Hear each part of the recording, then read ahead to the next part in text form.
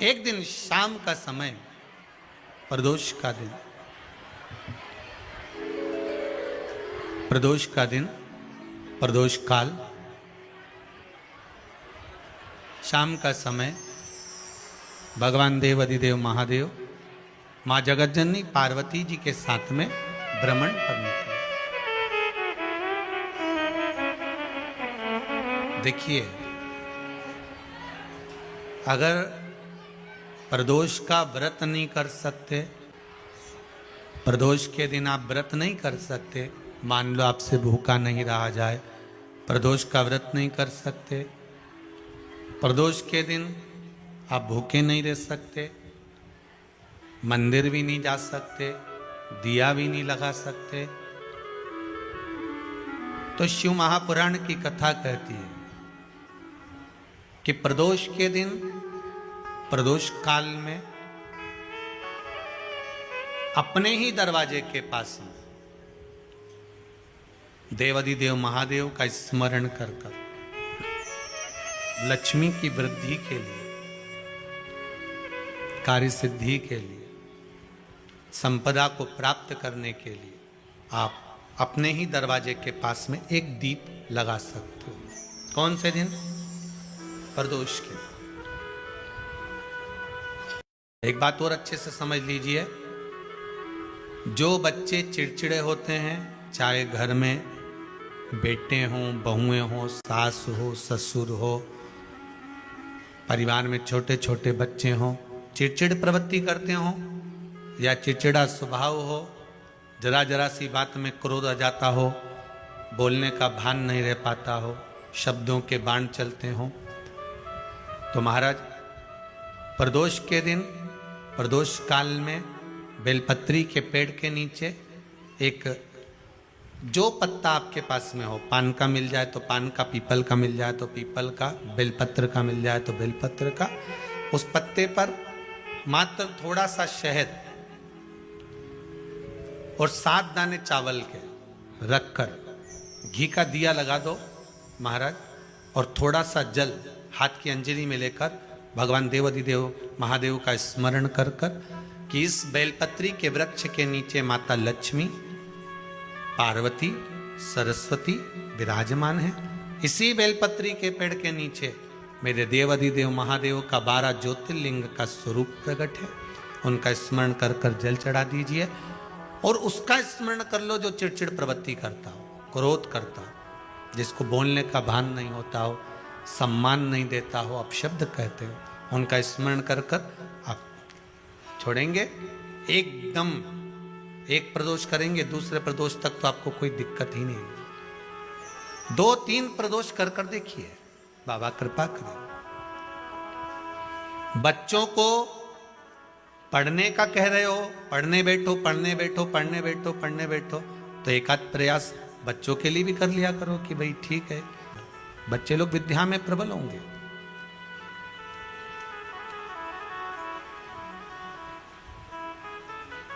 शिव उपासना का जो फल है वह 1000 गुना। पहले भी कथा में कहा, आज फिर कहते हैं,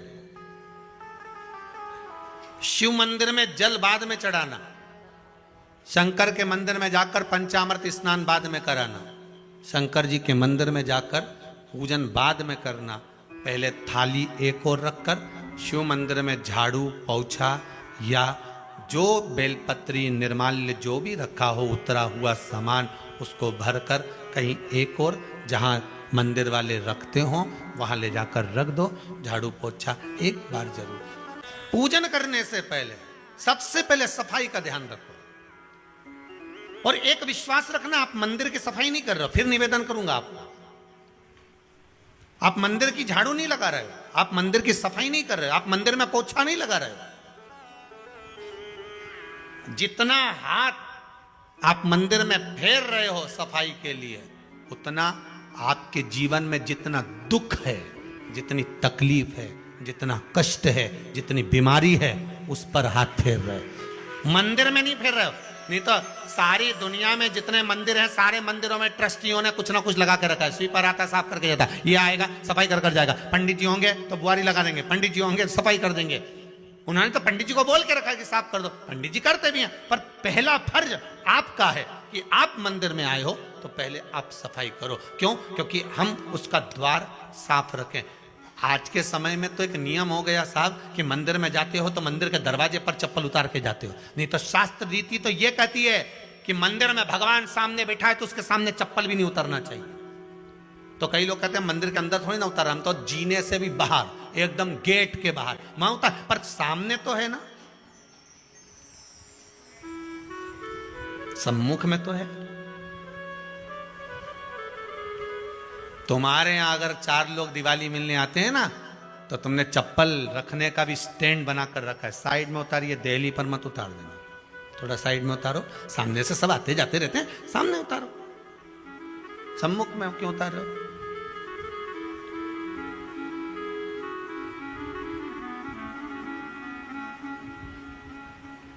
थोड़ा द्वार पे से दूर उतारिए।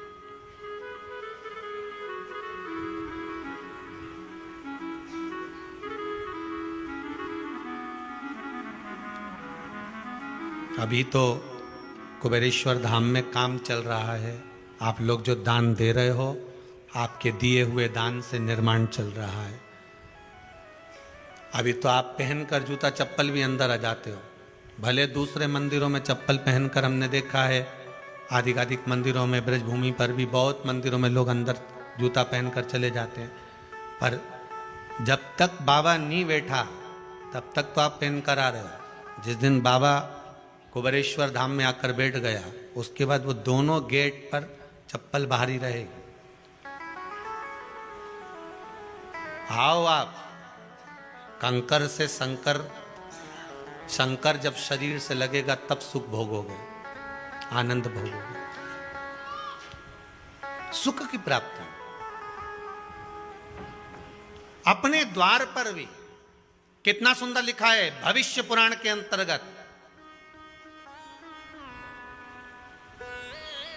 और विष्णु पुराण में भृगु बाबा का चरण का चिन्ह भगवान विष्णु की छाती पर रहा। भगवान विष्णु की छाती पर भृगु बाबा के चरण का चिन्ह रहा।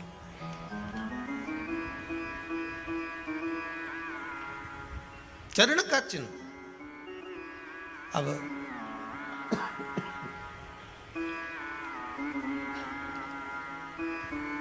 भविष्य पुराण में लिखा है कि अगर हम मंदिर के द्वार पर, घर के चौखट के एकदम सामने चप्पल उतार देते हैं, 7 बार दिन भर में से, कितनी बार? 7 बार विष्णु पुराण कहती है ऐसा कोई दिन नहीं होता जिस दिन दरवाजे पर 7 बार लक्ष्मी आकर खड़ी नहीं होती हो। कल एक कथा कही थी आपको कि प्रत्येक मनुष्य के भाग्य में सुख लिखा है, केवल मंथन करना।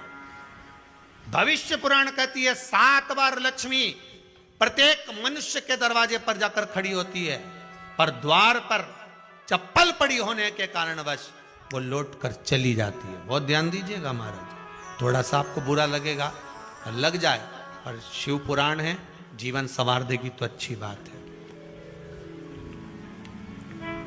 जीवन संवार दे तो अच्छी बात है। मंदिर के द्वार पर हम जब चप्पल छोड़ते हैं,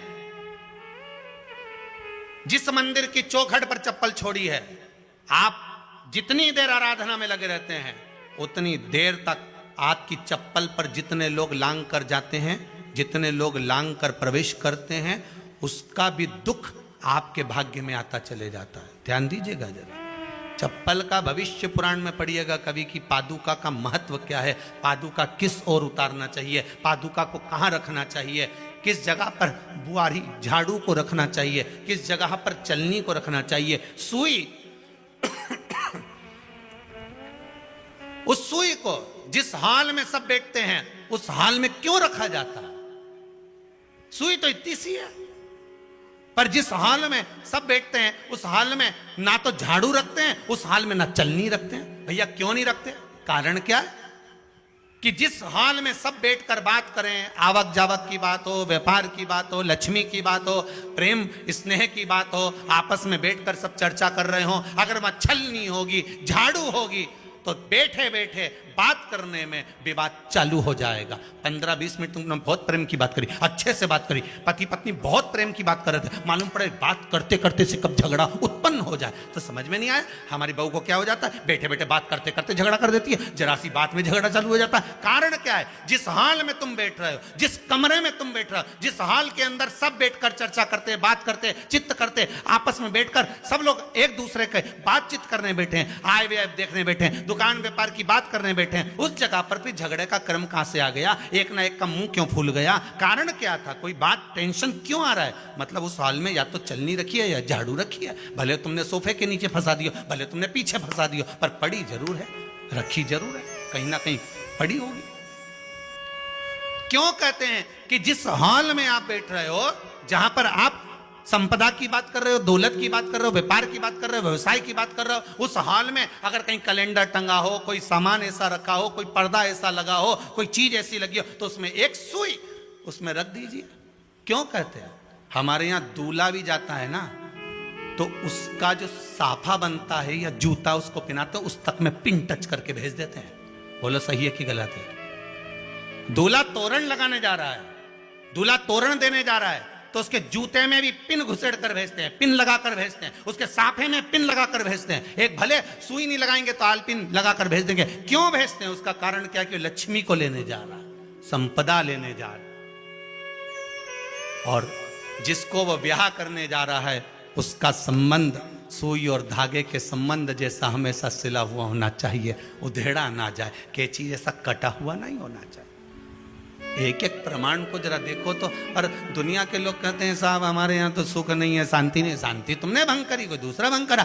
चप्पल उतार दी दरवाजे पर, मंदिर के द्वार पर। हम तो यहाँ तक कहेंगे पशुपति व्रत करने जा रहे हो, पशुपति व्रत को धारण करने जा रहे हो, एक सोमवार मत पहनो चप्पल, जब मंदिर जा रहे हो तब दिन भर पहनो, मंदिर जाओ मत पहनो। कोई जरूरी है कि मंदिर पहनने चप्पल पहनना जरूरी है? मत पहनो। मंदिर के द्वार पर जहां भगवान विराजे हैं उसके द्वार पर अगर आपने चप्पल उतारी है, आप तो अंदर चले गए, पर जितने लोग लांग रहे हैं उसका मालूम, उसका स्मरण कितना कितना गया। छाता, चप्पल, आसन, मांग का टीका, इसका भी वर्णन पहले कर चुके हैं कथाओं में, आप लोगों ने सुना होगा। छाते का भी वर्णन किया, किसी का छाता बारिश में तुम लेकर आ गए, पानी गिरने लगा, जी जी तुम्हारा छाता देना, छाता तो लेकर आ गए, पर जितने दिन तुम्हारे घर में रखा हुआ है उतना दिन तक हिसाब लगा कर रखना कि 15 दिन रखा तो तैयारी रख लेना, 15 दिन में कितने घंटे हुए, कितने घंटे कितने पल, उतना आपको दुख भोगना पड़ेगा। दूसरे का छाता आया, इसलिए कोई प्राण छोड़ता है, मरता है, तो उसके पद में यही सब चीजें देना पड़ती। क्या क्या बोलते जाओ, छाता, चप्पल, आसन, माला, सब देना पड़ता है। बोलो देते कि नहीं देते? तो क्यों देना पड़ता है छाता? क्या काम का कि छाता देना पड़ेगा? क्या व्यक्ति 24 घंटे क्या धूप में रहता था कि पानी में रहता था जो छाता देना पड़ेगा? चप्पल क्यों देना पड़ेगा? किस लिए देना पड़ेगा? उसका शास्त्र प्रमाण।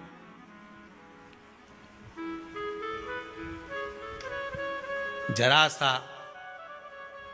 राजा परीक्षित ने जरासंध के मुकुट को सिर पे पहन लिया था और बुद्धि बदल गई थी। शमीक बाबा के गले में मरा हुआ सर्प डाल दिया था। सही है कि गलत है? केवल मांग का टीका अर्थात सिर पर मुकुट बदला और काम हो गया। बहुत ध्यान देना पड़ता है महाराज, बहुत ध्यान देना पड़ता है।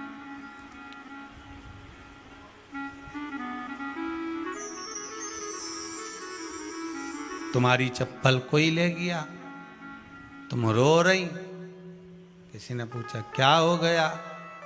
मेरी चप्पल कोई ले गया था, फिर मैं दूसरे की ले गई। तुम्हारी कोई दूसरा ले गया, तुम दूसरे की ले।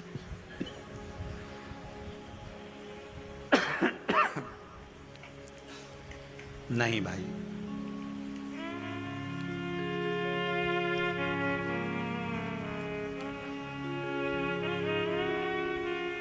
उसको प्राप्त करने के बहुत तरीके हैं। एक सत्य बात कहें, 7 बार लक्ष्मी प्रतिदिन मनुष्य का द्वार झांकने के लिए आती है। ऐसा कोई दिन नहीं जाता जिस दिन तुम्हारा भाग्य भगवान पलटने के लिए नहीं बैठा हो। वो तो इंतजार करता है कि ये गेंद फेंके और मैं चौका छक्का लगा दूं। वो कहते हैं ना, एक ओवर में कितनी गेंद फेंकते हैं? जम के बोलो। अरे एक ही फेंकते हैं। एक ओवर में कितनी गेंद फेंकते हैं?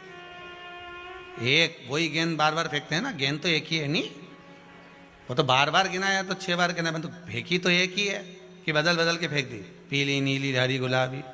नहीं, एक ही है।